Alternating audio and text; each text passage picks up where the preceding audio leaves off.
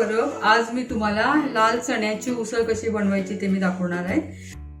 हे लाल चणे आहेत, हे रात्रभर मी पाण्यात भिजत घातले आणि सकाळी हे छान फुगून आल्यानंतर चांगले स्वच्छ धुवून घेतले हे आणि यात मीठ घालून कुकरला 4 शिट्या केल्या याच्या आणि असे छान शिजले हे बघा, मस्त असे शिजले ते। त्या उसळीसाठी लागणारं साहित्य आपण बघूया। फोडणीसाठी आपल्याला तेल लागेल, 2 चमचे तेल, त्यानंतर राई, पाव चमचा राई, पाव चमचा जिरं, त्यानंतर मालवणी मसाला आहे हा माझा, तो मी घालणार आहे यामध्ये। तुमच्याकडे जो असेल तो तुम्ही वापरायचा आहे। त्यानंतर मीडियम साईजचा कांदा, कढीपत्ता, 7-8 कढीपत्त्याची पानं, आलं आणि लसूण हे मेन आहे। हे लसूण मी भरपूर घेतला याच्यामध्ये, तरी 8-10 पाकळ्या असतील लसणीच्या, आणि आलं थोडं पाहिजे, अर्धा इंच, ते मी इथे मिक्सरला लावून असं जाडसर वाटून घेतलंय। पाव चमचा हळद लागणार आहे आपल्याला, मीठ, मीडियम साईजचा टोमॅटो घेतला इथे बारीक चिरून, बिया काढून घेतल्या आहेत मी टोमॅटोच्या आणि बारीक चिरून घेतलाय, आणि वरून टाकण्यासाठी कोथिंबीर। हे मालवणी वाटण आहे आपलं, याची लिंक मी डिस्क्रिप्शन मध्ये शेअर केलेली आहे, ती तुम्ही बघून घ्या। मी गॅस चालू करते, गॅसवर पातेलं ठेवलंय आता आपलं छान गरम झालंय, त्यामध्ये मी 2 चमचे तेल घालणार आहे। तेल गरम झाल्यानंतर आपण त्यामध्ये पाव चमचा राई, पाव चमचा जिरं, चांगलं झाल्यानंतर यामध्ये आपण 7-8 कढीपत्त्याची पानं घेणार आहोत, ती टाकणार आहोत आपण इथे। ते झाल्यानंतर लगेच आपण कांदा टाकणार आहोत। कांदा टाकून झाल्यावर पाव चमचा हळद, लगेच जळणार नाही हळद कांद्याच्या उंचरपणामुळे, त्यामुळे पाव चमचा हळद, कांदा आणि हळद टाकून झाल्यानंतर आपण हे जे आलं आणि लसूण जे जाडसर वाटून घेतलंय ते पण आता ह्या स्टेजला घालणार आहोत, कारण का मग ते जरा परतलं जाईल चांगलं कांद्याबरोबर, त्याचा कच्चा वास राहत नाही आणि वास पण चांगला येतो मध्ये आलं आणि लसूणचा कांद्याबरोबर चांगलं परतल्यावर।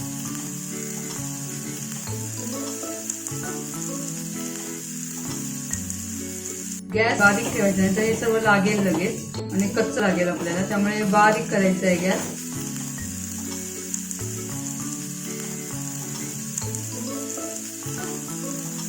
तर कांदा आणि आलं आणि लसूण चांगलं भाजलं गेलंय, कलर वेगळा झालाय कांद्याचा, लालसर तांबूस आलाय कलर। जो मीडियम साईजचा टोमॅटो कापून घेतलाय तो घालूया। तो घालून झाल्यानंतर आपण चांगलं परतून घ्यायचं आहे, त्याच्या ओलसरपणामुळे खाली लागणार नाही फोडणीमध्ये। टोमॅटो चांगला फोडणीमध्ये मऊ व्हायला हवा।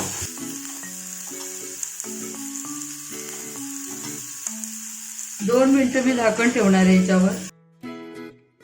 2 मिनिटं झाली आहे, आता आपण बघूया। मस्त झालाय आपला टोमॅटो, मऊ झालाय चांगला। यामध्ये मी आता हा मालवणी जो मसाला आहे माझा तो टाकणार आहे, बाकी मी यात काहीही टाकणार नाहीये, आणि यात सर्व आहे या मसाल्यामध्ये। इथे मी 2 चमचे टाकणार आहे मसाला। हा मसाला तुमच्या आवडीचा, तुमचा मसाला कसा असेल त्याप्रमाणे तुम्ही टाकून करा, ती कमी जास्त काय ते। मसाला थोडा परतून घ्यायचा आहे, टोमॅटो बरोबर फोडणीमध्ये चांगला परतून घ्यायचा आहे।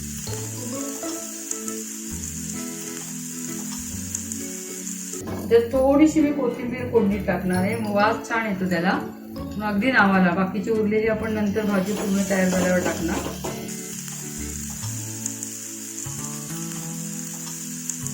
आता मसाला छान परतलाय फोडणीमध्ये।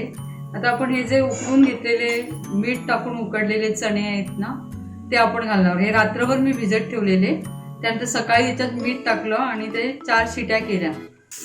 4 शिट्या करून शिजून घेतलेले आहे ते छान, त्यामुळे परत जास्त शिजवायची आपल्याला आता गरज नाहीये। मी आता हे याच्यामध्ये टाकते, आणि ते चण्यांचं थोडं पाणी आहे ते पण मी यात टाकणार आहे, चव छान येते मध्ये, त्याचंच उकळताना पाणी जे आलेलं ते येते।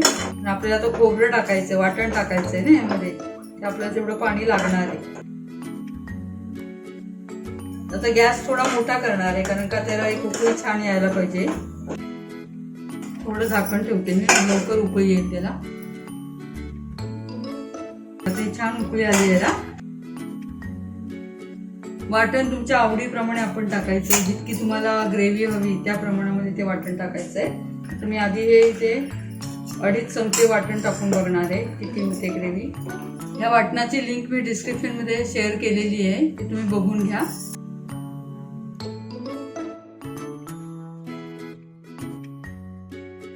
वाटण टाकल्यानंतर छान उकळी येऊ द्यायची त्याला.